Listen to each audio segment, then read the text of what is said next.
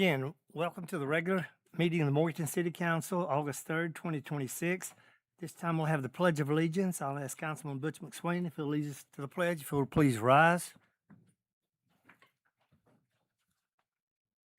I pledge allegiance to the flag of the United States of America and to the republic for which it stands, one nation, under God, indivisible, with liberty and justice for all.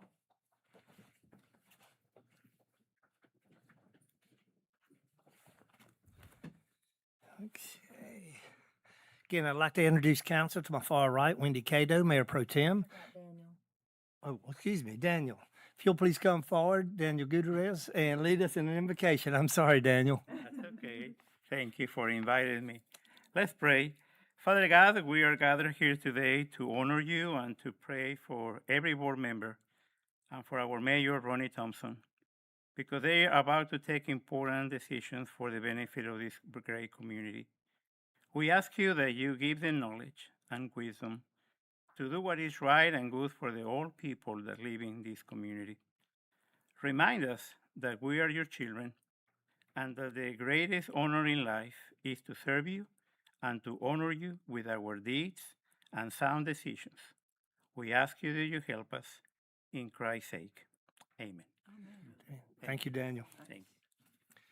Now I'd like to introduce council to my far right, Wendy Cato, Mayor Pro Tem, Chris Jernigan, City Council, Keith Rigsby, our City Attorney. I'm Ronnie Thompson, your Mayor, Sally Sandy, our City Manager, Butch McSwain, City Council, and Molly McKay, City Council. And Wendy, Renee Carswell, our City Clerk, and for the deaf community, we have Ernest Williams III and Danette Stillman Bridges. Okay, under public access, I'm going to call on Chief Ryan Lander, if he'll come forward for an announcement and a thank you, please.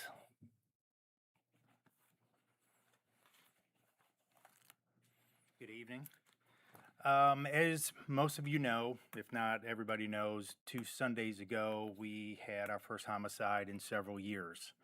And about an hour ago, I found out that C Platoon, that is in the back of the room, was going to be here. Lieutenant Belanger decided to have their shift meeting here.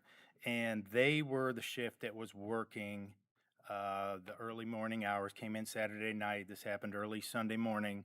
And I just felt it was appropriate to publicly recognize them because of how they performed in one of the most stressful incidents that an officer can be dispatched to. And they weren't dispatched. We had officers that were checking an open door in downtown Morganton, heard shots fired, radioed it out, and no matter how many times in my past I've told officers to split up and don't go the same direction, they did split up on their own and went in several different directions. There were 5 people that needed to be detained and a victim that needed CPR. They were able to successfully find that individual, our victim, while 1 or 2 officers were performing CPR. The rest of them were able to bring into custody the 5 people, that, including our main suspect in that. This never happens like this. You can plan this out no matter how many times you want to, but it just never happens. And for this group to come together and to work together the way they did, it shows you the type of officers that we have at this agency, the type of professionalism that we have a tendency to display, and how much they do care about this community. And I think it's appropriate to give them a round of applause for how they did that.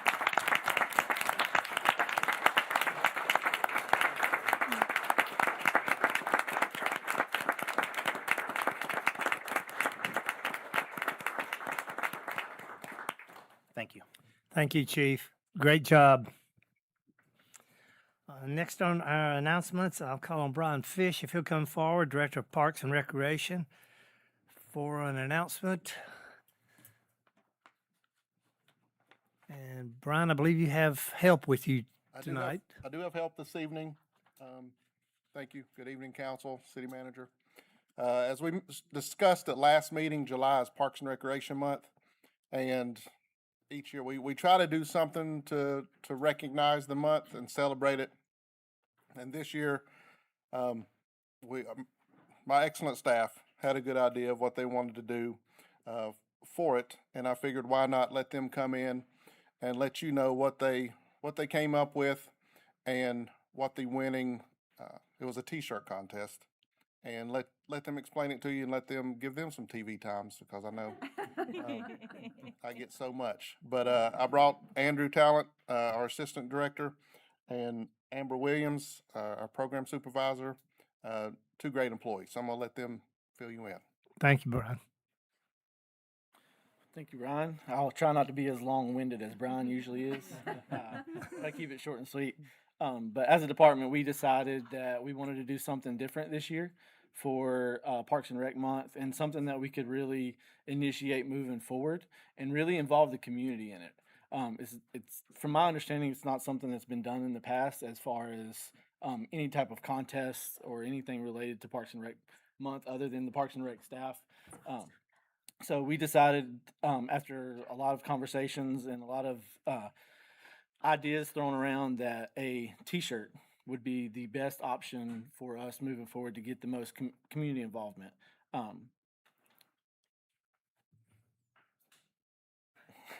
As Amber's showing around our T-shirt. So we decided to post it online, social media, and get it out there, right? And so the theme of it was, what does like Morganton Parks and Rec mean to you, right? So out of all the submissions that we had come in, we decided on 3 or 4 of them that we thought represented Morganton Parks and Rec the best. So we went through the process, sent it to the higher ups, as we can call it, to make sure that we're following all the right rules and there's nothing in there in the contest that shouldn't be, right? And so we finally decided on the design that Amber displayed here, and it really Amber, bring it over here. it really shows everything that Morganton has to offer. Kind You of know, in front of him. Yeah. it's got pickleball, you know, Let's see. baseball, softball, Side. playgrounds, There you There you go. playgrounds, fishing, you know, table rock, and you know, this is where you thrive, is with the theme on the shirt. Stephanie Moret was the design winner, and we've got the original proof of her design as well. So some of the stipulations on the T-shirt was it had to be an original, and it couldn't be AI produced. And so moving forward, her and her family were able to receive these shirts as part of their prize, also a $50 recreation credit for a picnic shelter or a registration. And these shirts will also be for sale at the rec department or online. They'll be $20 a piece, and they are the Comfort Colors material. So they are a very nice shirt. And like I said, we just appreciate the community involvement and allowing us to get the participation that we did, and we're hoping to move forward in the next few years in developing more and more participants on that. great. So. Andrew, I see somebody on an inner tube, it looks like, in the river. Is that Brian Fish on the inner tube? If we could get him on one, that'd be great. But it's probably not him. Butch on the inner tube. Okay, so anonymously, somebody's in the inner tube. Okay. A great job, Andrew, Brian. Just it's a great design. So That's Thank you. awesome, guys. thank you so much. Okay, next on our agenda, an historic Morganton Festival update. Mackenzie McGinnis, if you'll come forward, then it's about that time. It is about that time. Good evening. Thank you for having me. It is almost time for the 44th annual Morganton Festival presented by UNC Health Blue Ridge. So the festival this year is September 11th and 12th. It's a week later, but that's because it's always the weekend after Labor Day, which is how that falls this year. So the times remain the same, Friday 12 p.m. to 11 p.m. Rides will open at 4 p.m. this year instead of 5 p.m. And on Saturday, it's 9 a.m. to 10 p.m. with rides opening right at 9 a.m.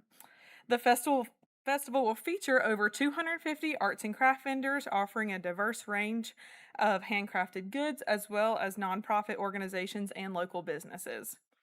Downtown will be overflowing with festival food fare, and we have a few new things this year I'm excited about.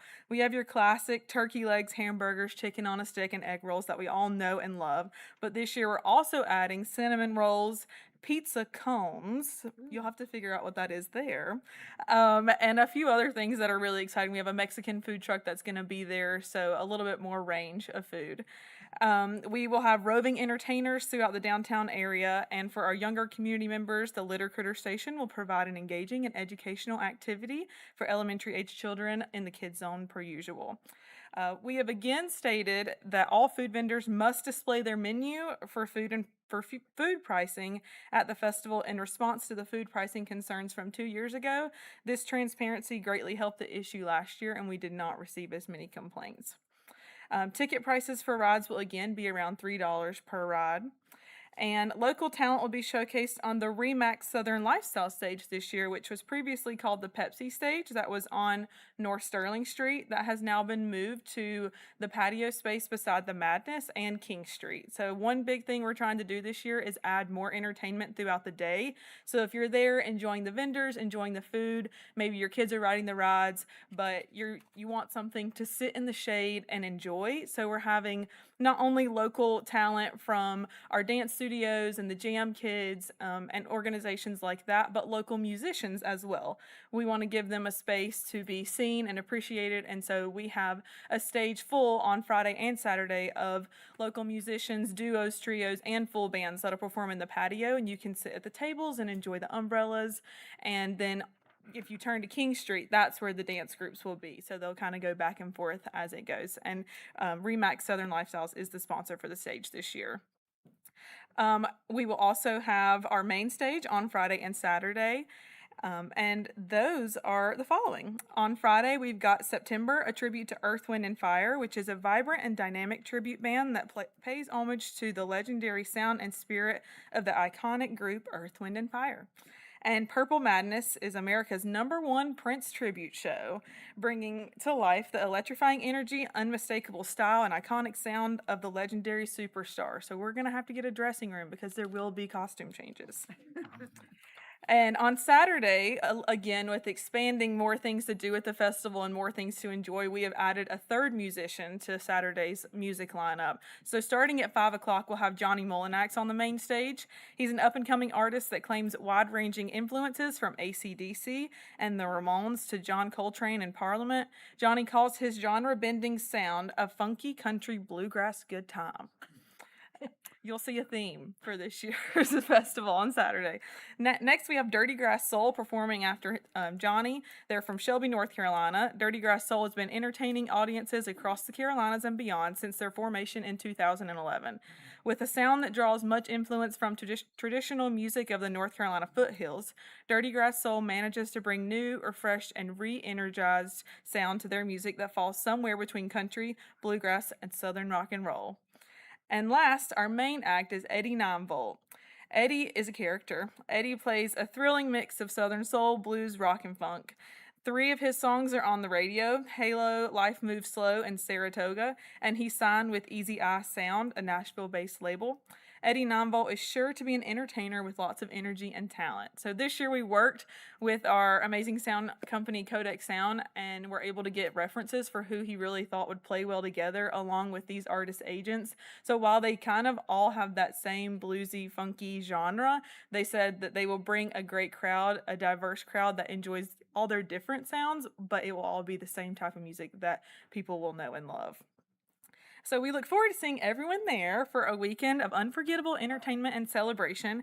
And before I thank our sponsors, I do want to say that we are still recruiting volunteers for this amazing event. So if you are interested in volunteering, please contact our office, and Casey will be happy to fill you in wherever you would like to volunteer. So lastly, thank you to our sponsors. This event would not be possible without their support. UNC Health Blue Ridge is the presenting sponsor. Case Farms, the North Carolina Education Lottery, Pepsi, Siren, Paramount Automotive, Sandstone Health and Rehabilitation, The Paper, Kix 103.3, The News Herald, Bigfoot Radio, Remax Southern Lifestyles, Sossman Funeral Home and Crematory Center, United Carolina Beverages, Compass Extreme, Republic Services of NC, Atlantic Bay Mortgage, Law Offices of John W. Alexander, TWFG Jeff Kincaid Insurance, WNC Plumbing and Drain Services, Packaging Corporation of America, and Window World of Catawba Valley. So a long list that I'm very grateful for, because we could not have this event without them, and we couldn't have it without all of you in our community. So we're really excited for this. It's going to be a great year, and we invite you all to come out. Mackenzie, great presentation. The staff, council have any questions for Mackenzie? Sound like it's all together. We're ready. Okay, great. Thank you so much. Next on our agenda, a Certificate of Achievement for Excellence. And Jesse Parrish, our Assistant City Manager CFO, is going to make that presentation, I think. But that is actually a presentation that we received Okay. from the National GFOA, the Government Finance Officers Association, right? Yes, we submit our annual financial statements along with extra kind of supplementary data that we kind of go above and beyond that program requires. We do that every year, and I think last year I said we can't count back how many years the city of Morganton has received that award in financial excellence. So it's a long-standing history of just financial accuracy and reporting and excellence in benchmarking. And so we had yet another year. It's upwards of 40, I think, is where we are I at, think but it's been a really long time. Probably just over 40. Yep. Well, that is great news. So thank you for that update. And you have a finance update for us? I do, which I'd like to request next time I don't go after Mackenzie. My topic is not as fun and it doesn't. But no, it's a great weekend. My kids, it's their favorite weekend of the year. Yeah, just wanted to do a quick update. Again, having a lot of changes at the business office. One of them with the investment in our new portal availability to be able to pay and have services. We have really taken a look at the amount of options we have to our customers on how to access, view, and pay their bills. And again, done a lot of work over the last couple months on what that looks like. So just as a reminder, and I have it with me tonight, and I have some out front, we've made copies for at the business office if anyone would like to take a paper copy home, and it's on our website also. We offer a total of 8 different payment options to view, access, pay your bill. In person, we offer like an automated phone system where you don't talk to like a person in our office. I'll call it that. You know, mail, Dropbox, drive-through, our online payment portal, ACH, and automatic bank draft. There is a mixture of fee associated or no fee associated of those payment options. For history in COVID, with our inability to have people in person for a period of time, we added a 9th payment option, and that was what I'm going to call in-person over the phone. So that's you calling a person in our business office, which is a total of 4 people serving, 18,000 residents, to take a payment over the phone, which is a credit or debit card payment. So they are literally talking to a person, looking up their bill for them, writing down numbers, typing it in, hand or over the phone, saying a receipt number. It's an arduous process. And we've carried that on since COVID and really feel like that's just taking up a lot of staff time. And now that we have a new and improved in an online portal, that is becoming a process that staff-wise, we're just not really able to maintain. So effective September 1st, soft September 1st, we're trying to get everyone time to change if that's their normal course of payment. Please call a business office. We can walk them through whatever your new preferred payment would like to be. And that also gets us through our discount period, that's taxes, that ends on August 31st. So wanted to give a little bit of time, but we will not be offering that payment starting September 1st as an option. Again, we have a list of the 8 on our social media website. There's links to all of it. There's also attached to this that I have outside our bank draft form, which you can't really see, but that's kind of your easiest, freest way. I don't want to call it set it and forget it. Definitely look at your bill, but it's an easy way for you not to have as much human contact and also for it not to be a reminder issue for you. So again, happy to have any questions through the month that we're changing it, but just wanted to give that update and some time to get used to that. Any questions for Jesse, please? Great job. Many different ways to pay, correct? 8. Yes. Thank you. Okay, next on our agenda is a drought update. Randy Smith, our Director of Water Resources, will come forward and tell us what our restrictions or what's going on with the drought.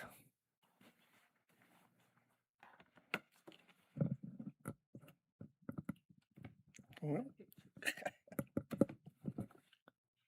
I do have some pictures.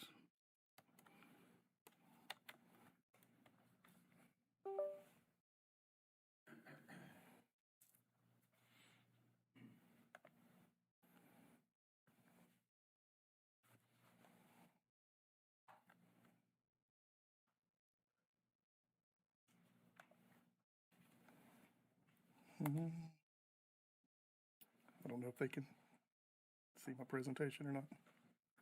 There we go. All right, good deal. So I know after we've received a few weeks, maybe a month's worth of steady rain, everybody wants to know about drought conditions, whether we're coming out of the drought stages or not. So I'm here tonight just to give a brief update to our drought situation. So who does determine that there is a drought? The Catawba Watery Drought Management Advisory Group is the ones that declares droughts in the Catawba Watery River Basin. It's where we take water from, along with 18 other water purveyors. Composed of Duke Energy, public water suppliers, and state and federal agencies.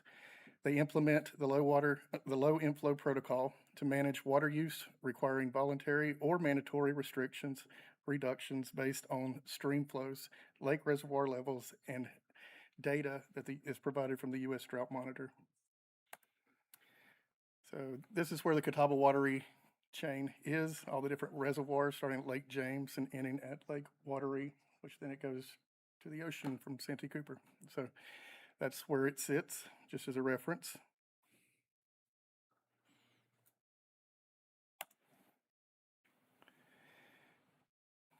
So last August, as you can see, we started having some drought conditions and leading in through fall and into winter, conditions continue to get worse. So it's not a recent thing. This drought has been continuing since last fall. As we came into April the 16th, we declared a stage 1. And in May 1st, stage 2 was declared. So after a few weeks, almost a month worth of decent rain, basically, average rain, the conditions have improved. However, we are still in stage 2.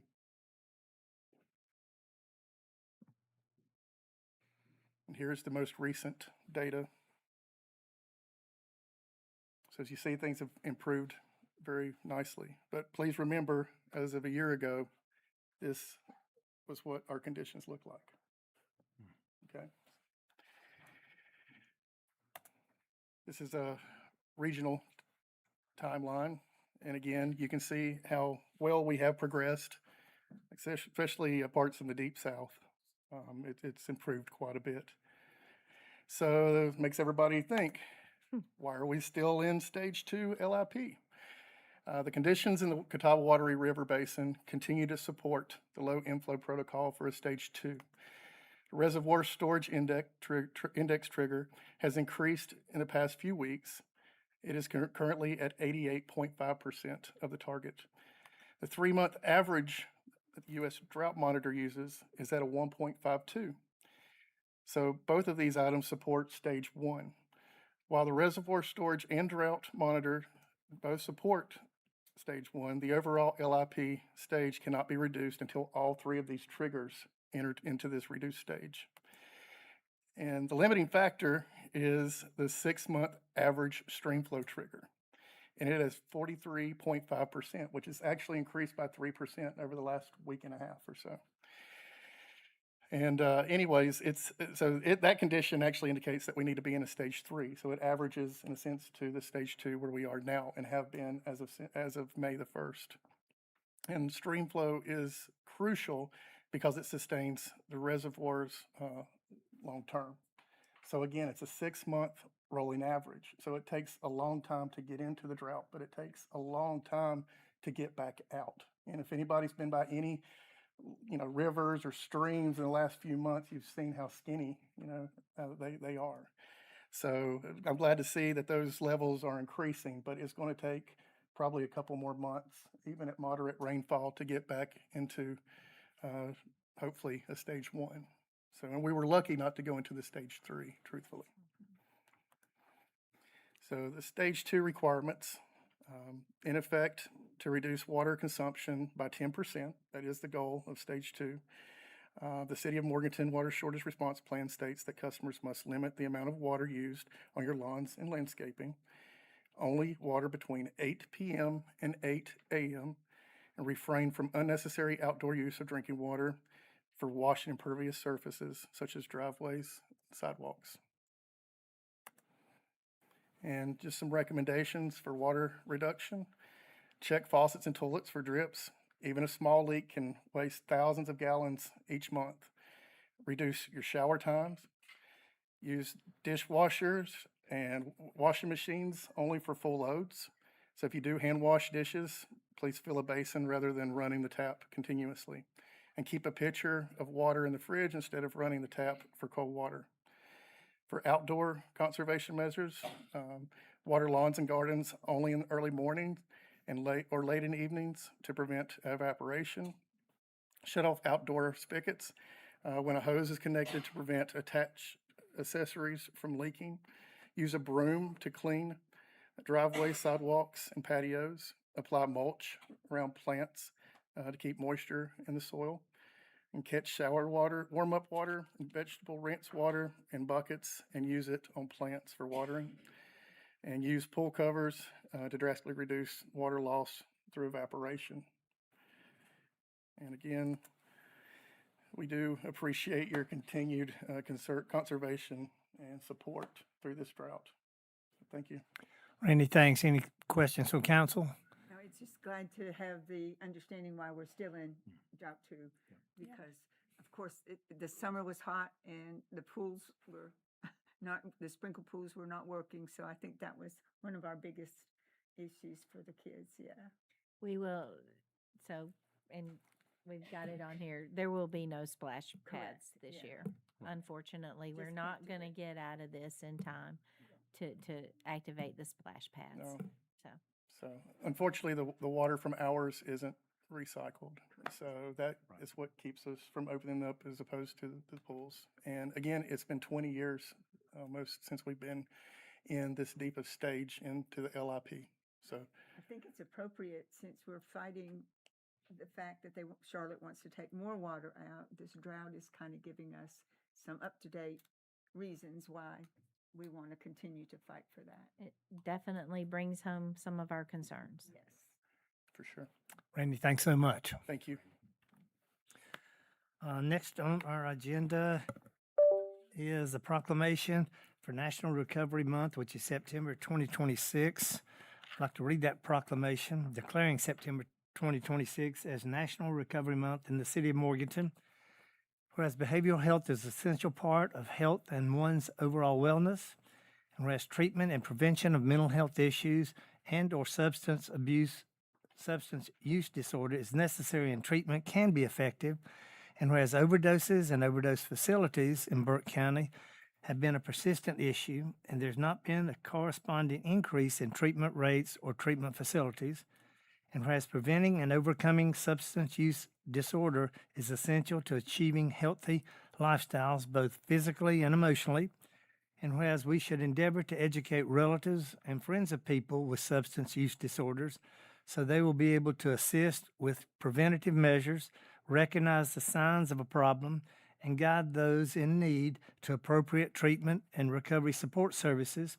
And whereas substance use disorder is a major public health problem that impacts society on multiple levels, and whereas the use of fentanyl and other dangerous opioids, as well as substance being laced with potent sedatives, is a significant problem in our community and other communities nationwide, and whereas to help more people achieve and sustain long-term recovery, Burke Wellness Initiative and Burke Substance Abuse Network invites the City of Morganton residents to participate in activities which will be held to recognize National Recovery Month on Saturday, September 5th, 2026, 11 a.m. to 4 p.m.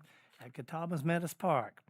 Now for the City Council of Morganton, North Carolina does hereby proclaim September 2026 as National Recovery Month in Morganton. North Carolina, and call upon citizens, government agencies, public and private institutions, business, and schools in the city of Morganton to increase awareness and understanding of substance use disorder and the need for appropriate and accessible services for all people with substance use disorder. Approves the third day of August 2026. Ronnie Thompson, Mayor. Renee Carswell, City Clerk. Do I have a motion to accept this proclamation? So moved. Do I have a second? Second. Any discussion? All in favor say aye. Aye. Resolution passes. Okay. Next, our upcoming events. I'm sorry? Is there anyone here? Oh, Mm-hmm. is she here? Donna, if you'll come forward, please.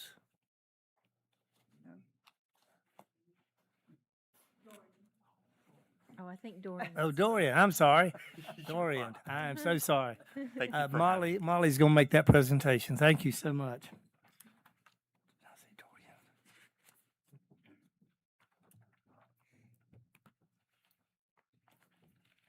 It's my pleasure to present this proclamation that the mayor just read into the record. The work that y'all do in the areas of substance use disorder and mental health is incredibly valuable, and it impacts so many other families in this community. And having the opportunity for services and assistance is incredibly important. So thank you for your work. Thank you. I appreciate it. Dorian? Tell us what to expect at Catawba Meadows. So, our recovery rally, we're expecting to have at least 30 to 40 vendors show up. We're going to have multiple food trucks, free food on site, kids' activities. That includes bounce houses. So, that sounds fun. It's going to be a bunch of different agencies and small businesses that we can all get together to celebrate recovery. I've been living in Burke County my entire life, and I've seen what this county has done and the improvement we have made when it comes to substance abuse.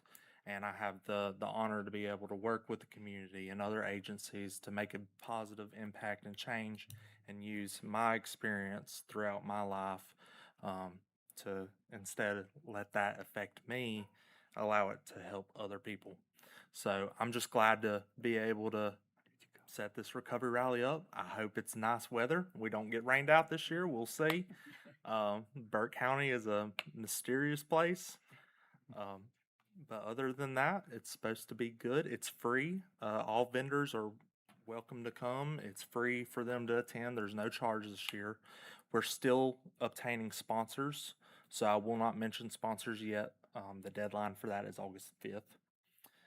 But it is free, and it's free for everybody to attend. So if anybody's interested in setting up a booth there, you can always just call Burke Recovery and let us know. We're here for everybody.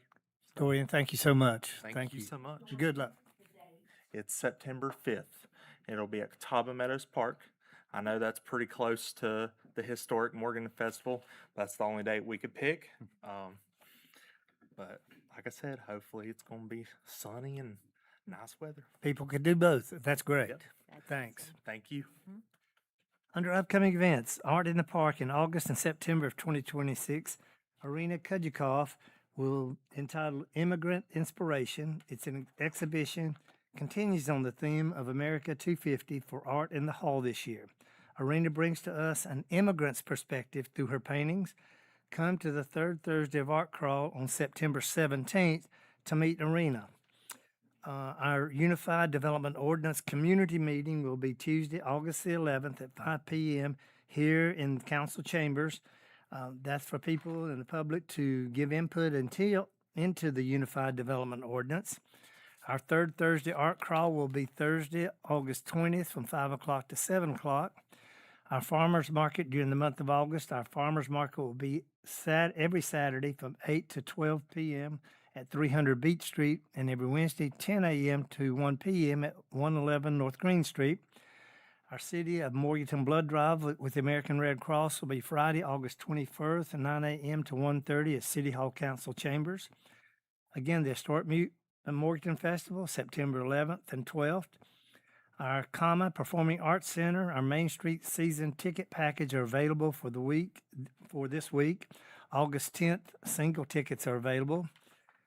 One of my favorites, Play Music on the Porch Day, Saturday, August 29th. Various times and locations will be posted. Under Parks and Recreation, again, mention the splash pads are closed. Under Public Safety, we have a National Night Out 2026 on August the 11th from 6 p.m. to 8 p.m. at the Courthouse Square. There'll be a fire truck show, canine demonstrations, food, a bounce house, a law enforcement car show, SWAT team demos, and face painting. And Coffee with a Cop will be at Chick-fil-A Thursday, August 20th, 26, from 8:30 a.m. to 9:30 a.m. Sally, any other public announcements or? I think that's got it right now. Okay. Next thing on our agenda is changing city council meeting for September. I need a motion from council. Make a motion to approve changing city council meeting from Monday, September 7th to Monday, September 14th. Thank you, Chris. I have a motion to have a second. Second. Any discussion? This is because the Labor Day holiday, we will do it on the 14th. So all in favor of the motion, say aye. Aye. Any opposed? Motion passes. Next, we have consideration of our consent agenda, I believe. Sally? We do. So consent agenda tonight has 5 individual items on there that we consider to be non-controversial and would ask you to approve those in one motion, unless, of course, you want something removed and done separately. For those of you viewing at home, that includes minutes from our regular meeting, which was on June 1st, and then our special budget meeting, which was held on June 22nd, 2026. It includes approval of a streetlight policy, an update to that policy, and then also adoption of a resolution allowing us to apply for a Governor's Highway Safety Program grant for traffic enforcement and to approve the agreements and conditions that go with that. Also, adoption of a resolution that we need to adopt to assume part of Salem Fire Department's debt relative to an annexation that has occurred, and that calculation is in your materials. And then to adopt a resolution declaring delivery number 4 power transformer as surplus property. You know, we're in the process of updating that facility, and ultimately we will not need that transformer, and we have taken bids and would like to authorize the sale of that for $20,000 to Balea Company. Do any members of council wish to have any items removed from the consent agenda? Now I'll entertain a motion to approve. So moved. I need a second. Second. Thank you, Molly. All in favor, please say aye. Aye. Motion passes. Sally, I missed the North Carolina Municipal Power Agency. Do we have an update? But I don't think we have anything tonight. Okay. Thank you. Thank you so much. Next on our agenda is a public hearing and consideration of approval of a resolution to apply for a USDA equipment replacement grant. And Ben's And back. Ben Willis from our Western Piedmont Council of Governments, we're glad to have you back. Anytime you're welcome to Morganton. Ben, Hey, can you I'll- give us an update? We're trying. Yeah, my name is Ben Willis. I'm the director for Community and Economic Development for Western Piedmont Council of Government, and we hopefully have found some more money for the city of Morganton, or we're going to at least try for it. I'm going to go through. This is just basically a public notice to talk about what this particular grant is that we're going after on behalf of the city.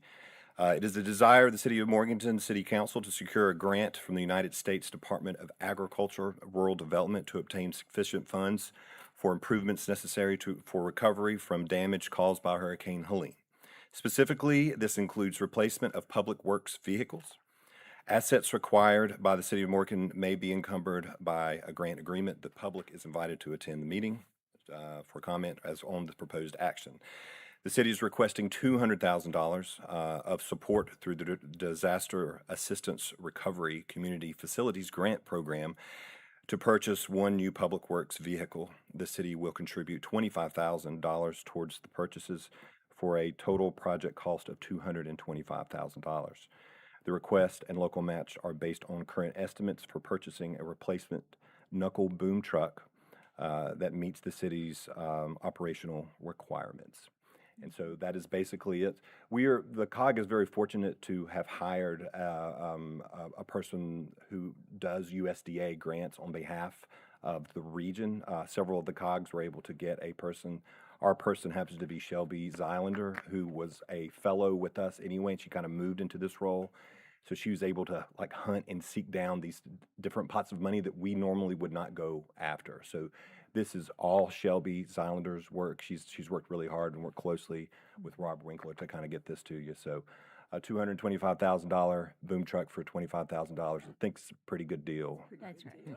So that's And what we're we trying for. certainly used the knuckle boom during the aftermath of Helene. Yes. Whether that was, help in cleaning up commercial areas, help in cleaning up the debris, our electric system that was stranded and thrown all around the streets. I mean, it definitely put some hours on it and some work, and Yeah. this is much needed. Yes. So we're appreciative. So we'll put our fingers, cross our fingers, but we feel good about the potential of the application. Thank you. What's the wish of council?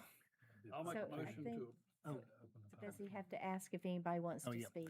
Yeah, Oh. yeah, I Okay, believe so so. do I even need though- to open for public hearing? Yeah. Okay. Yeah.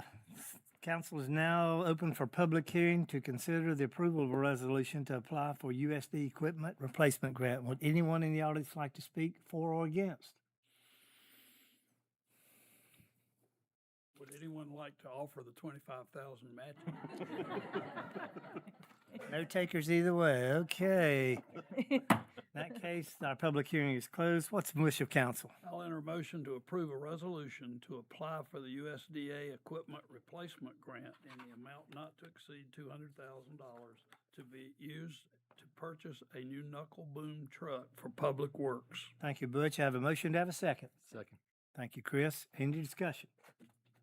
All in favor say aye. Aye. Motion passes. Ben, thank you so much. Thank you, Mayor. Thank you, Council. And thank her for searching for money. Next on our agenda, a public hearing, consideration of an alternate design request submitted by Thrive Church for landscaping at 2147 South Sterling Street. I'll call Wendy to the front for explanation and discussion. All right, I am trying to log on to the laptop. Tells me the password is incorrect.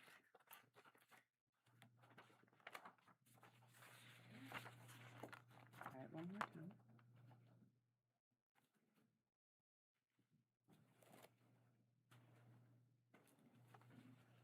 Craig?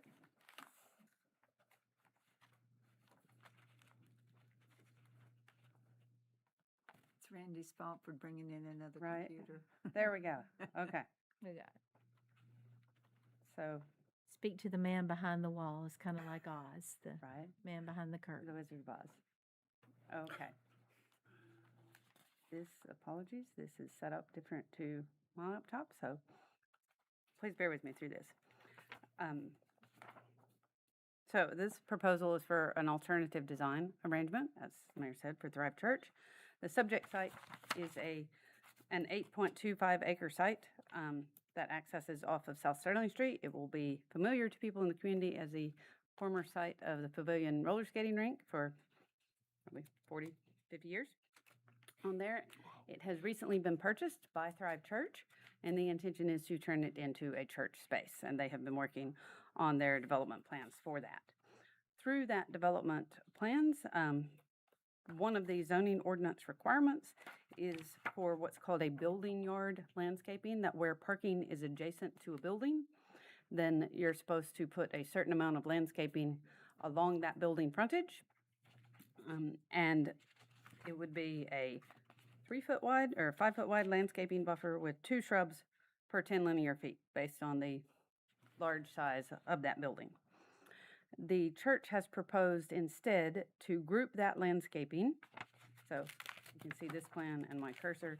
It should be that landscaping across the frontage here.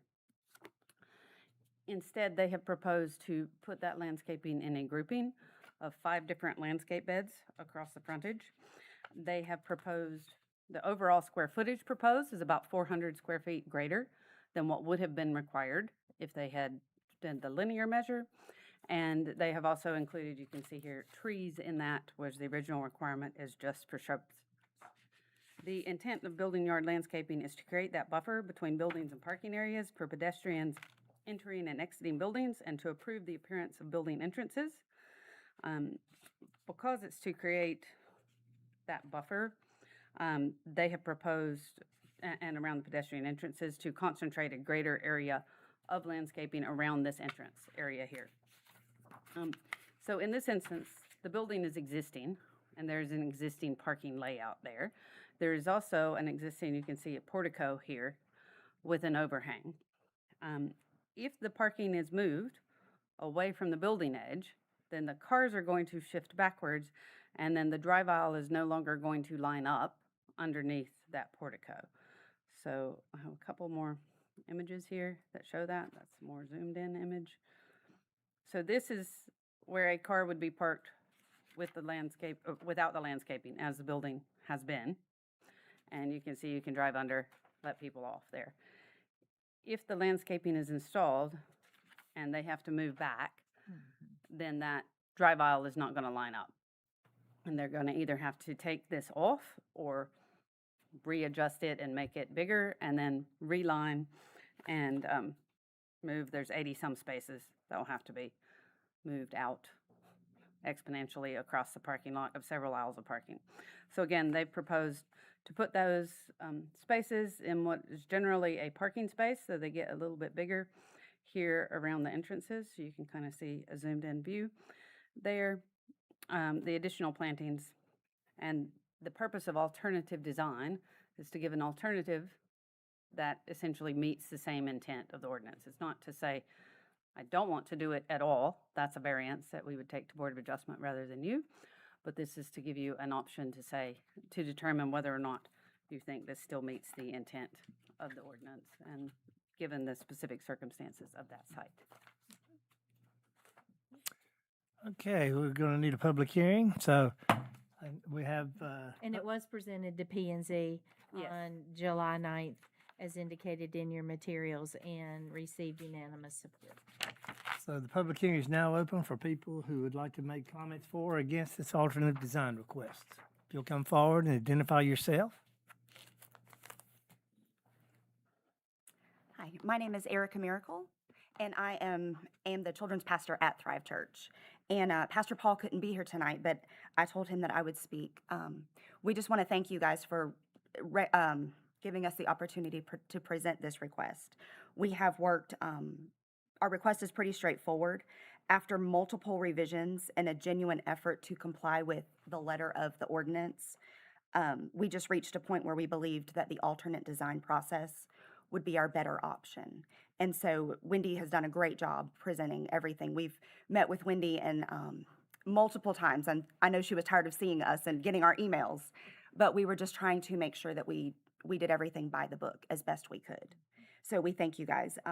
We hope that that you guys see, like, we really are trying to keep the intent of everything. For these reasons, we respectfully ask that you would approve the alternate design plan. We believe that it satisfies the intent. Our goal is to bring the church to the community. Our goal is to reach out into the community. And we believe that by allowing us to move forward in this project, we can help serve our community better in this location. Y'all were on Pete Britton Road, I believe, before, correct? Correct, we are. Okay, so you'll move the church over to this location. Correct. We sold our church to another church, and we've continued to meet there until they've been so gracious and so good to us. But we are ready to get our project moving Okay. and have some space. Thank you so much. Anyone else like to speak? If not, public hearing is closed. What's the wish of council? Make a motion to approve the alternative design proposal submitted by Thrive Church for amended building yard landscaping requirements for clustered landscaping with an additional 400 square feet of landscaping and a minimum of 4 trees at 2147 South Sterling Street. Thank you, Chris. I have a motion. Do I have a second? Second. Thank you, Molly. Any further discussion? All in favor of the motion, please say aye. Aye. Motion passes. Thank y'all so much. Okay, I did close it. Okay, next under new business, Consideration of the preliminary plat approval for Latimer Lane, Clover Ridge subdivision. Wendy, I believe this is yours too. Yes. So this one is sideways. Let me turn this around. A preliminary plat has been submitted by Western Carolina Developers LLC for a subdivision off of Latimer Lane, to be colloquially known as Clover Ridge.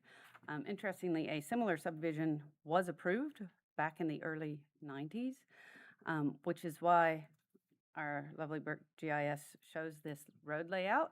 But I will note that road layout has not actually been approved. Only these few lots in here that were subdivided back in the 90s. There's, I don't know, about 10 or 12 of those lots. And the original intent was this layout with a few other cul-de-sacs. The development did not proceed at that point. And so you have this vacant land to the north here. It's 17.37 acres. The application proposes to create 30 lots with the minimum lot size of 20,000 square feet. The original plan had much smaller lots there. So our minimum lot size now is 20,000 square feet. The proposal extends, this is the existing lots on Latimer Lane, and it extends Latimer Lane directly north, as had always been intended there, and then just gives one single loop road, which Burke County has proposed to name Tyndall Circle, that would connect back into that main street. So it doesn't have those little extra cul-de-sac curlicues off the side there. The new road's proposed to be 50 feet in right-of-way width with 24 feet of pavement. Total length of the new streets is just over 2,000 linear feet. The streets meet all of the subdivision construction standards, as does the entirety of the development, with the design of all utility, water, sewer, stormwater drainage, et cetera. That would be the responsibility of the city. Would be, has been designed to, they have 90% construction plans at this point that do meet city standards. Additionally, they have requested to propose to pay the in lieu fee payment for the neighborhood recreation site. That payment is around $4,000 according to the calculation that is in the subdivision ordinance, rather than having an extremely small acreage out here that would be a park at 20,000 square feet lots. It was felt that people could largely recreate on their own lot, and then that in lieu fee would go towards recreation spaces for the remainder of the city. Again, this was presented at the July 9th Planning and Zoning Commission hearing, and they unanimously supported approval of the preliminary plat for the subdivision and to allow the in lieu fee payment for the streets. Okay. Questions for Wendy? Wendy, what I'm going to show you, this has not been, this is the original design, correct? Yes, With the what I call original the Mickey road Mouse layout. ears. Yes, sir. Okay. With cul-de-sacs, Mhm. there's none in the new. Okay. Questions for Wendy? P&Z have approved, is that Yes, they correct? Unanimous recommendation for support.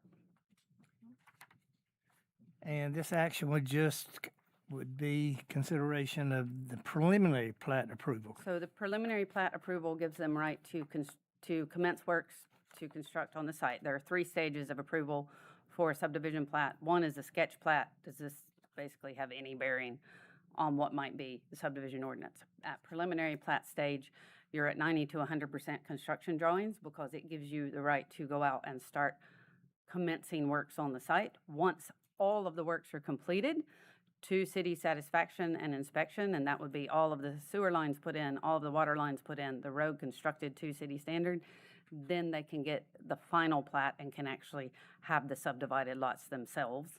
That goes to Register of Deeds, gets registered, and you can actually sell those lots.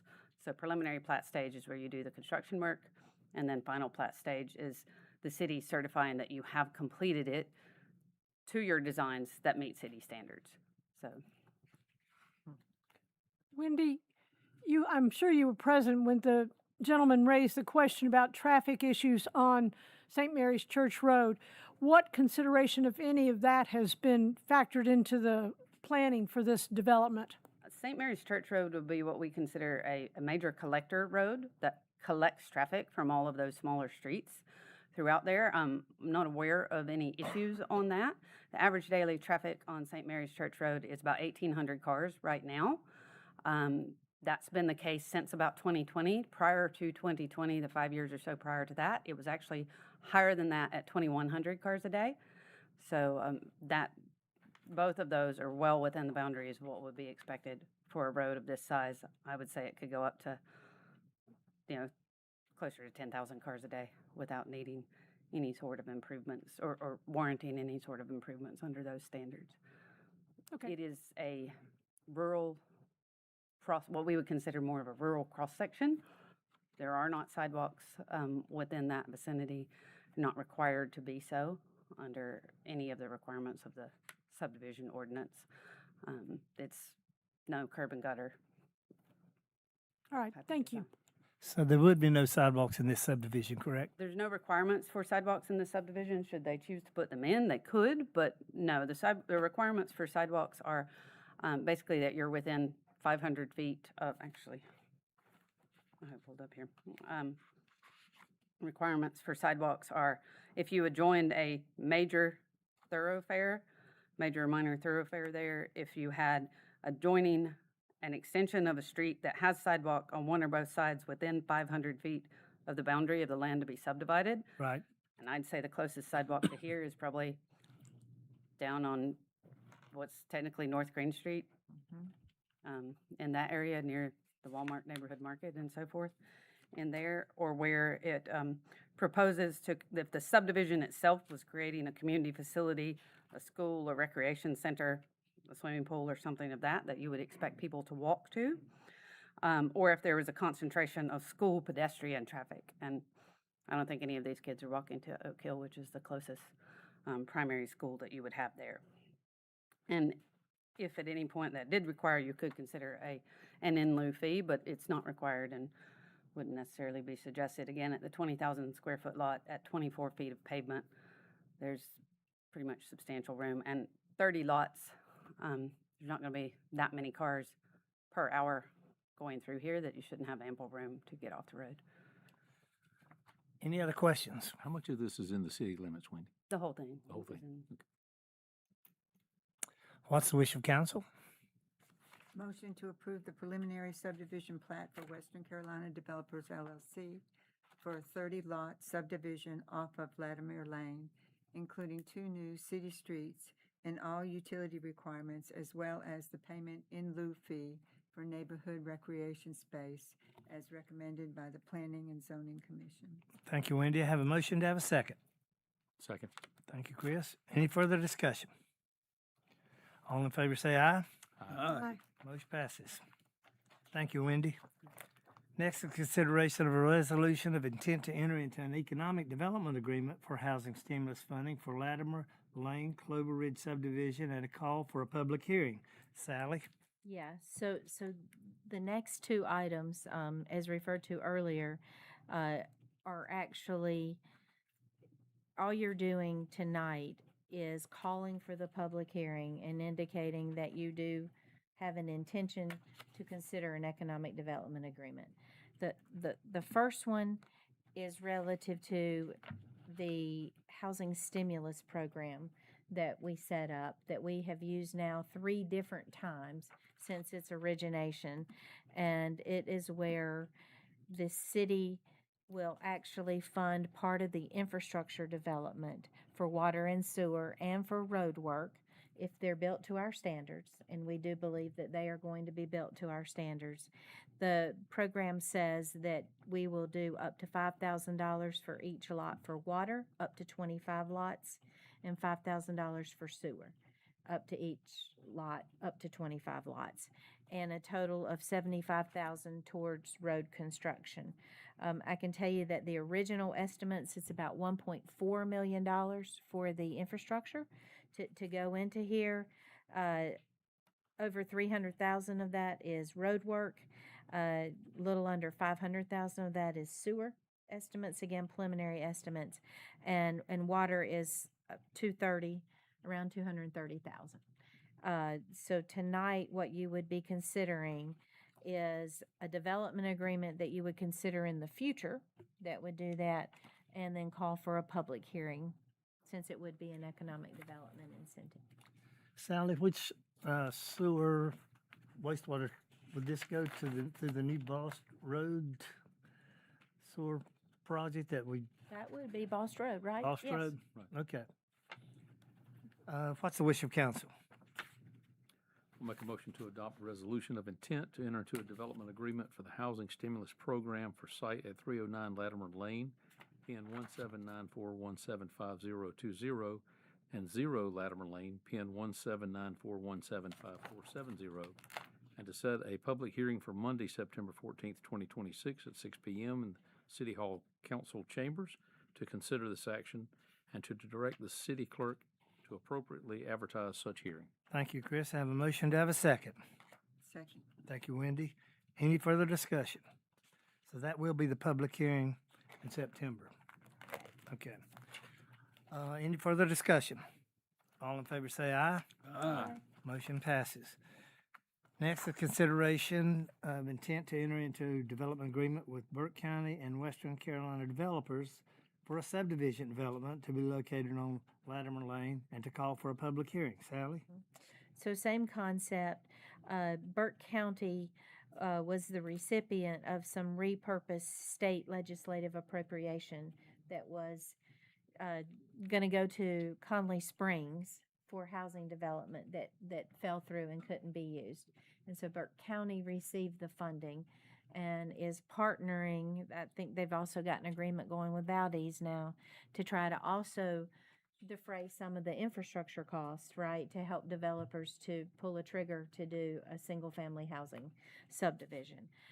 So our developers have been to Burke County to ask for some of this funding. Again, goes toward the public infrastructure, the water, the sewer, and the road work.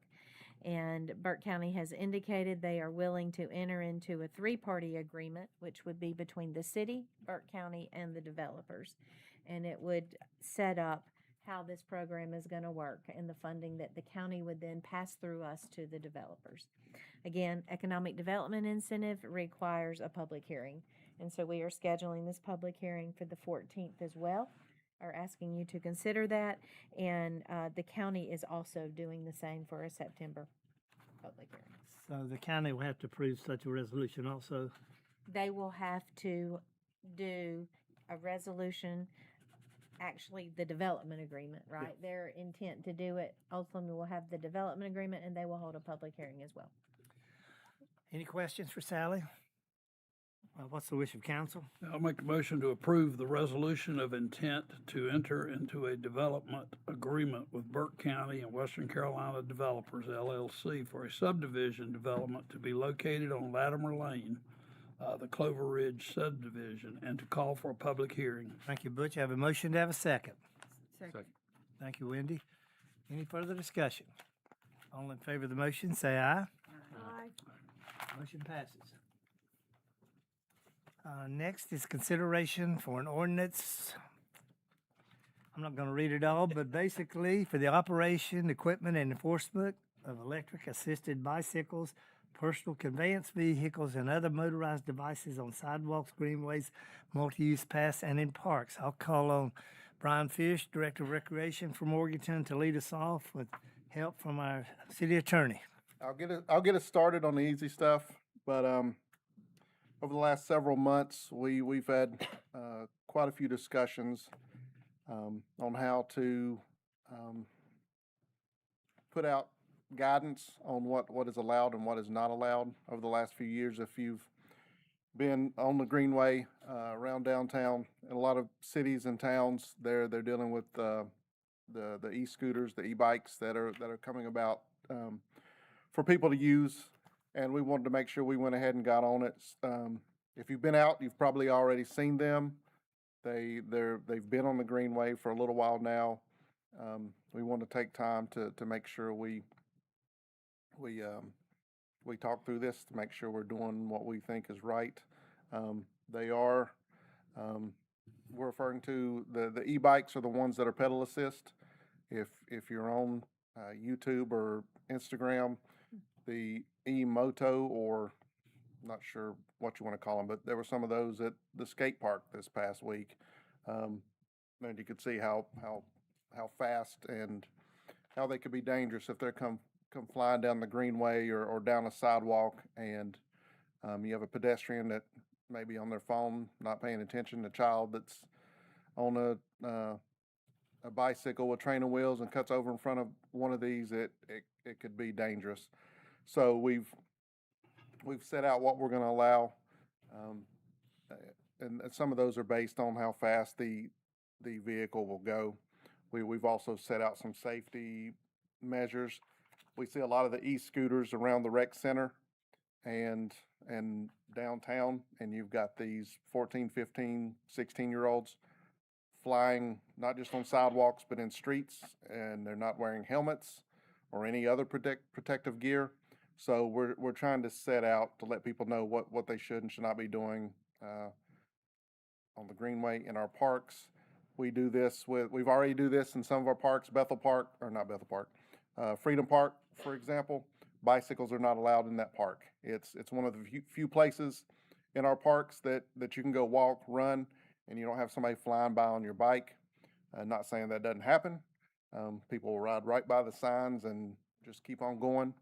And but we try to give people an opportunity to do, to walk without having to worry about that. So this will limit some of what's allowed on the greenway, and the parks that already don't allow bicycles or scooters, obviously those will remain the same. But I think Keith can get a little more in depth on what that'll look like. But we felt we needed to do something, and this is what we came up with.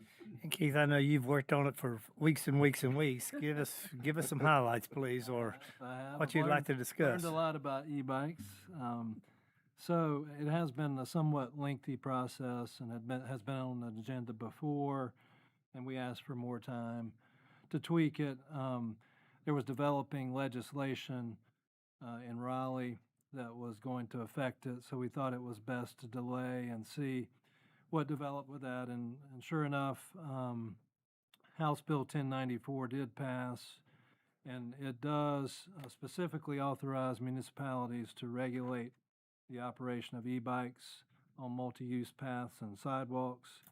And it also does set forth a 3-tier classification system for e-bikes based on motor engagement and maximum assist speed of the e-bike.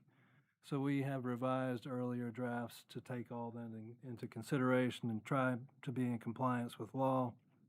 We set forth definitions of various modes of transportation within the ordinance, including not only the e-bikes, but motor-driven bicycles, mopeds, and what are called personal conveyance vehicles, which would include like stand-up scooters, skateboards, hoverboards, and other similar devices. So we've tried to be as comprehensive as we can, realizing that you can't plan for everything. We hope this ordinance strikes a good balance between differing ideas and thoughts on what should be done. Obviously, there are differing thoughts and ideas on what should be done, but we hope this strikes a good balance. The ordinance does outlaw or prohibit Class 3 e-bikes, which are the ones that go up to 28 miles an hour, the faster ones. So those would not be allowed on sidewalks, greenways, or parks or other multi-use paths. The Class 1 and 2 e-bikes will be allowed on the greenway and certain park paths, as well as on sidewalks outside the Central Business District and Downtown Social District. But those are regulated in certain respects, as I'll get into in just a second.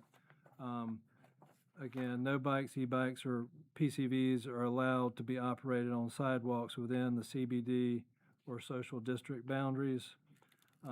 Those devices would have to be pushed or carried by the operator in those specific areas. Outside of the CBD and social district areas, those devices can be operated on the sidewalk subject to regulation.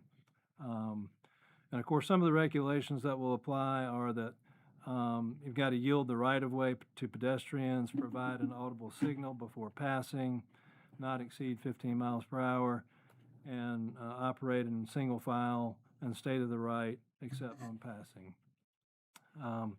Those are some of the highlights.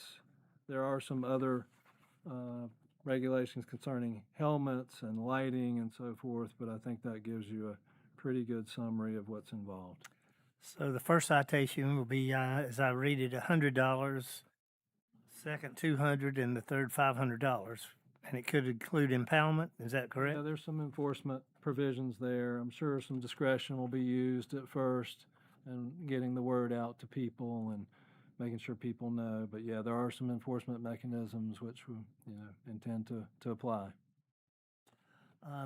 Concerns, questions for Brian or Keith? Is there any kind of public marketing campaign on what's going to be allowed and what's not, and what is required? I think that'll be a part of it. We'll obviously signage, try to sign people to death. And then just reminding, because it's going to be, it's bicycles. The areas they can and cannot, we have signs, and if we don't say anything, they'll just keep doing it. So we'll have to let the community know what they should be looking for, what they can and cannot use. So that'll be a process. It'd be good, Janelle, to do some public announcements on the things. Yeah. Any other questions? What's the wish of council? I'll make a motion to adopt an ordinance amending Part 7, Chapter 1, Article K, and Part 8, Chapter 10 of the Code of Ordinance of the City of Morganton to regulate the operation, equipment, and enforcement of electric-assisted bicycles, personal conveyance vehicles, and other motorized devices on sidewalks, greenways, multi-use paths, and in parks pursuant to state statutory authority. Thank you, Chris. I have a motion to have a second. Second. Thank you, Wendy. Any further discussion? But you look like you have Yeah, questions. I was waiting. I didn't know when the appropriate time was, but This is in it. the discussion, I think is the time. First, I'd like to compliment public safety and our legal department. This is a incredible document, and it represents a lot of work, and I understand that. I have to set the stage a little bit for me in that I was in school in the 60s in Parks and Recreation Administration. Through the 70s, greenways were really starting to boom, and the whole theory behind them was for people to be able to get out, exercise, enjoy nature in a good, safe environment. I am very concerned about allowing anything motorized on greenways. We have plenty of bike lanes in town. I understand fully the enforcement part of this, and I think it's going to be a fall on Parks and Rec and public safety. But I just simply can't, because of my background and 60 years of thinking like this, that I just can't support the idea of motorized vehicles on greenways other than ADA compliant reasons. And we do have them. So, at the vote, I will not be able to support this, and it's strictly because of the greenway issue, not any of the enforcement or the other things that are said. I think this was a fantastic prepared document. Okay. We have a motion. Do we have a second? We had a second. Yeah. Any further discussion?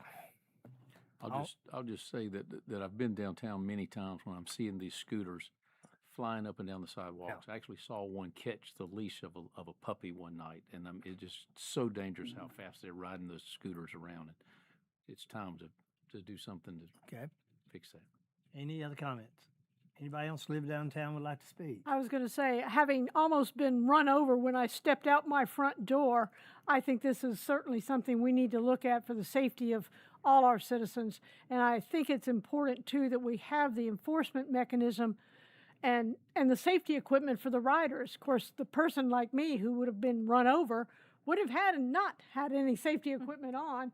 We'd have just been splattered on the sidewalk. So I think this is something that has been well thought out, and I certainly understand the concerns about the greenway. but I think we need to move forward with this for the safety of the city as a whole and our residents. Okay. Any further discussion? All in favor of the motion, say aye. Aye. Any opposed? No. Okay. Motion passes. Next on our agenda. Next is consideration of a resolution endorsing the City of Morganton's Emergency Electric Grid Alert Program. Call on Tom McKee for some information. Tom, thank you so much. Yes, good evening, Mr. Mayor and Council. The item before you is our Emergency Electric Grid Overload Alert Plan framework for the City of Morganton Electric Department. The purpose of this plan is to make sure the city is prepared if the regional electric grid becomes stressed and Duke Energy Carolinas or Electricities issues an energy emergency alert or related operating instruction. Federal reliability standards by FERC and NERC require the industry to have emergency operating and load shed plans. This is not a Morganton-only issue. When an alert level is issued, it is not issued to a single electric system, such as the City of Morganton, but rather to all utilities under the specific regional operator, including all municipal, electric co-ops, and Duke Energy, who are within the specific operating transmission area. These types of alerts are used across the United States when electric demand is high, generation is limited, or the transmission system is under stress. In our area, Duke Energy Carolinas serves as the regional operator that may issue these alerts or instructions. Other regions have similar grid operators, such as PJM, MISO, ERCOT in Texas, CAISO in California, Southwest Power Pool, and many more. Electric generation is not unlimited. At any given moment, the regional grid has a finite amount of available generation, transmission capacity, and operating reserves. When customer demand approaches that available capacity, especially during extreme heat or cold, the grid operator may issue alerts and ask utilities to reduce demand to help maintain reliability. The long-term solution is to widen the gap between peak demand and available supply. That is why the industry is investing in new generation, transmission improvements, battery storage, demand response programs, and supplemental power contracts. Locally, Duke Energy is advancing plans for new natural gas generation in Davie County, and NCMPA 1, Electricities, is actively seeking additional long-term capacity and energy resources. Our grid alert plan does not solve the regional capacity issue by itself, but it gives Morganton a responsible and organized way to respond if those tight grid conditions occur before additional resources are available. It is important to emphasize that receiving an alert does not automatically mean rolling blackouts. Temporary rotating outages would only be used as a last resort measure if the grid emergency reaches that level or if we are specifically directed to reduce firm load. The plan also establishes communication steps for city leadership, public safety, water and sewer operations, critical facilities, large customers, and the public. It allows us to respond quickly, document our actions, and restore normal operations in an orderly way. What we are asking Council to approve this evening is the overall framework. The detailed operating procedures and technical steps would remain internal administrative documents that staff can update as conditions change. Staff recommends approval of the framework by resolution and authorization for the City Manager and Electric Service Director or their designees to maintain and implement the related internal operating procedures. Okay, Tom, thanks so much. Any question for Tom? Okay, I need a motion to approve a resolution. I'll make a motion to approve a resolution which endorses the Emergency Electric Grid Alert Plan framework and adopt the Emergency Electric Grid Overload Alert Plan as submitted. Thank you, Butch. I have a motion. Have a second. Second. Thank you, Chris. Any discussion? All in favor of the resolution, say aye. Aye. Any opposed? Motion passes. I need a second motion. I'll make a motion to authorize the city manager and electric services director to implement and update the plan as needed. Thank you, Molly. I have a motion to have a second. Second. Wendy, thanks so much. Any discussion? All in favor, say aye. Aye. Aye. Motion passes. Tom, I'll thanks so send much. to you to fix it after. It's a very detailed plan, so thank you for all the work. Next, we have consideration of a lease agreement with Vulcan Construction Materials. I believe, Keith, you're going to help us with that. That's right. First, I'd like to say, I believe Denise Hallett is here from Vulcan Materials, along with a guest as well. Okay, glad y'all are here. And if anybody has any questions at the end, we can direct those to Denise. So what this concerns is, of course, we own a large tract of land at 1,000 Vine Arden Road, which consists of about 157 acres. That's where our wastewater treatment plant is, and Skeet Range both are located there. Vulcan Construction Materials is our neighbor. They have land adjoining that large tract. And Vulcan contacted us a few months back to start discussions about leasing a small portion of the city property, an area that's comprised of about 2.5 acres, slightly under 2.5 acres. Vulcan, desires to have this property as additional area for the outer perimeter of their property for parking needs, material storage, and some buffer area that's required by their permitting. After a review of this and discussions with staff here and with Vulcan, we reached what we believe are fair and agreeable terms for the lease agreement. You've got a copy of that proposed lease agreement in your materials. The terms of the rental compensation are addressed in paragraph 2 on page 1, and that consists of an annual supply of an amount of stone and also a discounted rate for purchase of stone above that amount. The lease also provides for the city to have continuing access through a road located on Vulcan property, which allows us access to city assets on our property. Okay, questions for Keith? Okay. I like the bartering system. It's a win-win for everybody. And I will say that we have had a very good working relationship for a very long time. Yeah. And we're appreciative of that. Okay, what's the wish of council? Motion to approve a lease agreement with Vulcan for a portion of the city-owned property located at 1,000 Vine Arden Road for an initial term of 5 years and with automatic renewal for successive 5-year terms, with Vulcan agreeing to provide the city 50 tons of stone annually at no cost and giving the city a 25% discount for the purchase of all additional stone. Thank you, Wendy. I have a motion to have a second. Second. Thank you, Chris. Any discussion? All in favor say aye. Aye. Motion passes. Yes, Vulcan, thank y'all so much for showing. Next is consideration of award of a contract for monitoring the demolition of 2 damaged buildings. I'll call on Rob Winkler.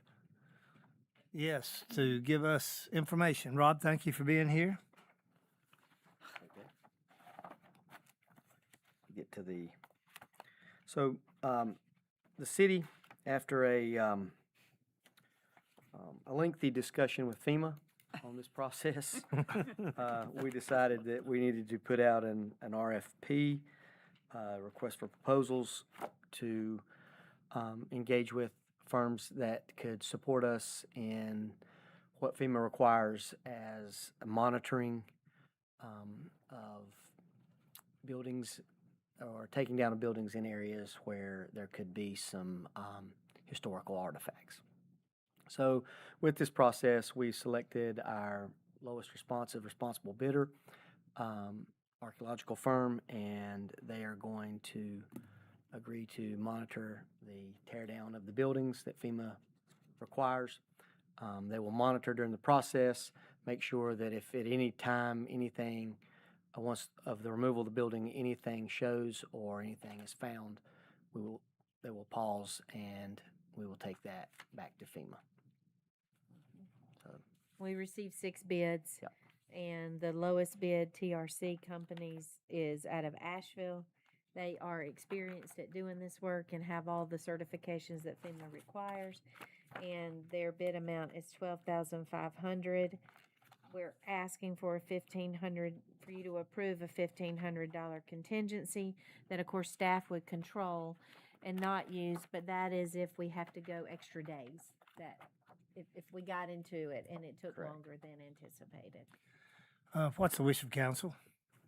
Make a motion to award a contract to TRC Companies Incorporated of Asheville, North Carolina in the amount of $12,500 for the archaeological monitoring of the demolishing of 2 damaged buildings at Catawba Meadows Park, and to allow the mayor and/or city manager to execute all agreements regarding this contract. Thank you, Chris. I have a motion to have a second. Second.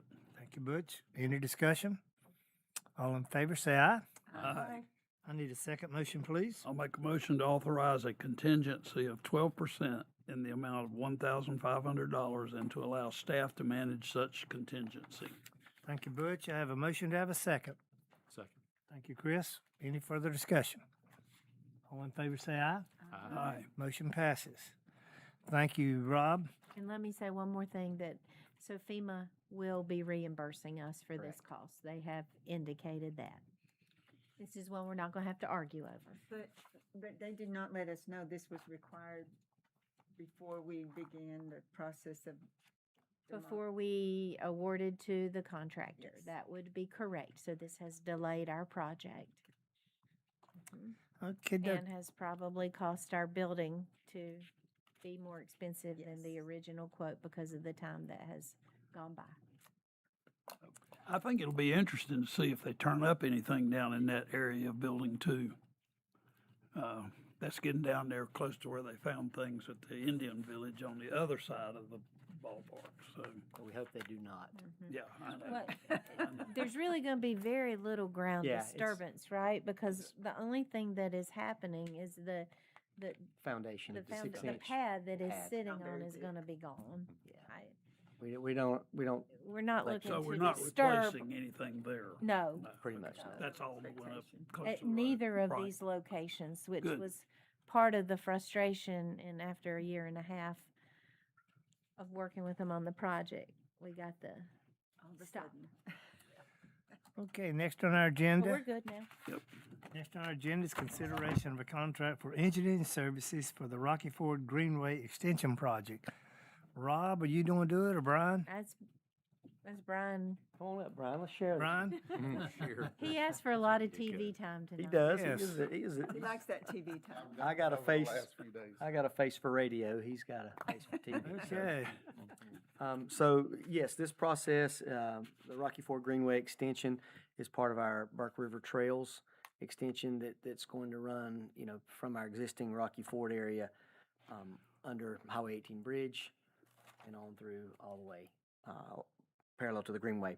So with this, we reached out. There was some engineering that the city, D&D, is doing quite a bit of this in-house, but there's certain things that we could not do. So we reached out to Wildlands Engineering to write us up a proposal for jurisdictional determination, regulatory permitting, permit submittal, and to encompass a no-rise floodplain study of this property area.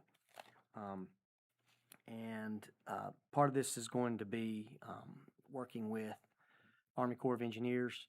Anytime you're doing trail or work near the river, there's special permitting, and we just felt like we did not have the capacity to do this in-house. So they have submitted us a quote in amount of $28,623, not to exceed that amount.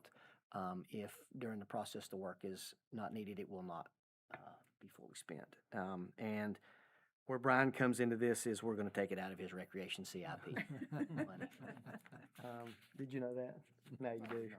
So, but there may be a possibility that this can be reimbursed with a Great Trails state grant as well. So hopefully we can try to incorporate that for reimbursement. So, Rob, part of that is jurisdictional determination, part of it's regulatory permitting, and the other is design support services. Those are the three main components. Well, and the no-rise The floodplain. no-rise.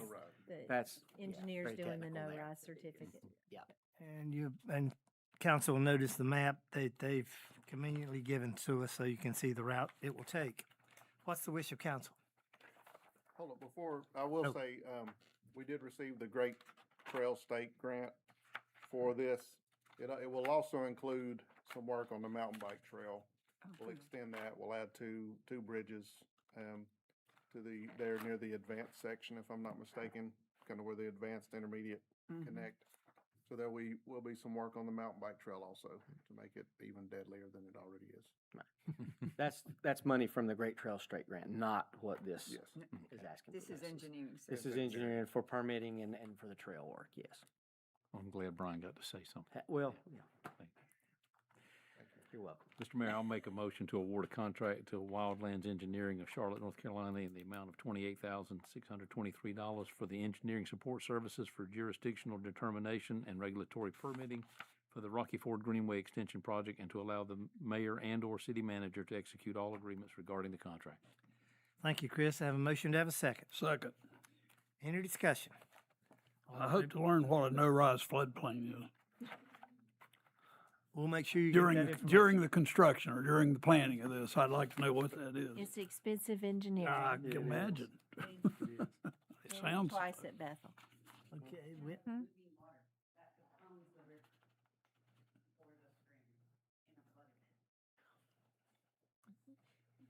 but you're gonna have a special class, I can Yeah, tell. I'm gonna need it because I don't understand no rise.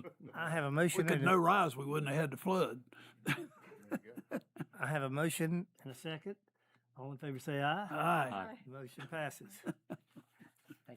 Okay, thank you, Rob and Brian. Next is consideration of award of a contract for off-duty employment services for Morganton Department of Public Safety. I'll call Chief Ryan Lander forward to give us some information. It's his second TV time tonight. too. Yeah, I had a good run. I was able to put together several consecutive months of not having to come up to this lectern and speak in front of you, and that streak got blown out of the water tonight. So yes, I come up here to seek your approval to enter in public safety to enter into a contract with a company called Extra Duty Solutions, which is an off-duty management company. So before I get into talking about Extra Duty Solutions and what they could do for us and what they provide, I want to give you a little historical background of how we've been managing our off-duty employment. So up to this point, one typically supervisor manages this program at Public Safety. So if a company wants to hire an officer or a couple officers, they'll make contact with that supervisor. The supervisor will find out the dates, the times, the location, so forth and so on. And if it's just a one-day employment, multiple days, then that supervisor will go into Microsoft Word and create an off-duty employment form. And then we put it on a bulletin board, and then we wait for officers to sign up for it. When the officer signs up for it, there's an in-house form that the officers have to take to that employer and have them sign. That form says that if anything were to happen to that officer, if that officer gets hurt, that they are responsible for the damages. Okay? So we always wondered up to this point, well, what would happen if an officer did get hurt? I'd imagine lawsuits are going to be involved because that person, as we know, medical bills can get quite expensive. Is it under the city with workers' comp? Did they go after that off-duty employer? Well, sometime around the first of the year, there was a court case of Lassiter versus Robeson County. An officer with Robeson County was working off-duty for a construction company on a highway or an interstate, got hit by another vehicle. Robeson County, from my understanding, they didn't want to pay. The construction company didn't want to pay. Went all the way up to the North Carolina Supreme Court, and they said that even though that officer was being paid through that construction company, the department still had control of the officer. And what they mean by control is they still provided training for the officer, provided uniforms, weapons, car. So in that respect, then it falls back on the county government or municipality, where with Extra Duty Solutions, they will end up managing our off-duty program. There'll be a link that'll be put up on our website that they can click on. There's a phone number that they can call and actually talk to a person and line up exactly what they want. Then with Extra Duty Solutions, they actually provide up to $22 million in liability insurance and over $1 million in workers' comp insurance. So if our workers' comp didn't pick up something, then Extra Duty Solutions would pick that up. If there was a general liability claim, Extra Duty Solutions would pick that up and not fall back upon the city. So the way this would look, A company contacts Extra Duty Solutions, sets it up. Then Extra Duty Solutions provides a username and password to a portal that they have that each officer will have access to. They also have an app. So then they'll push out that extra duty job to the officers, and it becomes first come, first serve of who wants to sign up for it. If nobody signs up for it, then we can set the parameters to where they'll contact the sheriff's department and see if anybody at the sheriff's department is interested in filling that off duty. So what we have also done over the past 30 days is Assistant Chief Bowman and Captain Johnson, they've gone around to our typical off-duty employers, the hospital, the churches in town, Morganton Housing Authority, and told them about Extra Duty Solutions and what we're thinking about doing, and nobody had a problem with doing this. Because they understand when they looked at our form and that they could possibly be liable for it, and then this company would provide all this insurance, then it was kind of a no-brainer for them. I'm also asking for the hourly rate to go up to $50 per hour. So obviously Extra Duty Solutions is going to be charging a fee. They charge 10% on top of what your hourly rate is, and that's for the general liability insurance, the insurance up to $22 million, and then them managing the program, and then it's an extra 5% to add on the workers' compensation. So I thought it would be best, and my recommendation was to go up to $50, $43.50 for the officer, $6.50 would go to Extra Duty Solutions for all of that. And just so you know, that is still kind of the market rate in this area for hiring an off-duty officer. We have one neighboring agency that is over $81 right now to hire an officer per hour. And with all of what I just mentioned, I got the blessing of Russ and HR, and Mr. Rigsby up here has read the contract and approved of the contract. Okay, questions for Chief? Any questions? Can you tell me the history of that company? I mean, how did you? They have been around for a while, and they have, I believe at this time, around 350 law enforcement agencies nationwide. They have over, I think, 60 in North Carolina. Hickory's with them, Marion's with them, Boone is with them, Hendersonville's with them, and Lenore's with them. So it's gaining a lot of momentum. It almost seems like a no-brainer with the services that they provide and the coverage that they provide to the officers, and to kind of have an umbrella over the city as well. Any other questions? Yeah, Chief, so when an officer is doing this through that company, they're still wearing our uniform? Yes, sir. for that, not there? Okay. Correct. Right. Yeah. What's the wish of council? A motion to award a contract with Extra Duty Solutions to perform off-duty management for Morganton Department of Public Safety for an administrative insurance fee of $6.50 per officer, and to authorize the mayor and/or city manager to execute said documents and any other necessary documents. Thank you, Wendy. Have a motion to have a second. Second. Thank you, Chris. What's the wish? We have a motion. All in favor of the motion, say aye. Aye. Motion passes. I need a second motion, please. Make a motion to amend the schedule of fees and charges to $50 an hour for off-duty officer pay.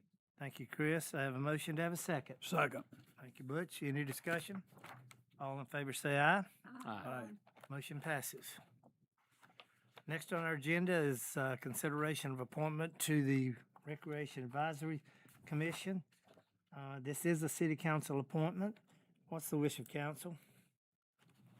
Motion to reappoint Michael Lowther to Recreation Advisory Commission for a 3-year term expiring on June 30th, 2029. Thank you, Wendy. I have a motion to have a second.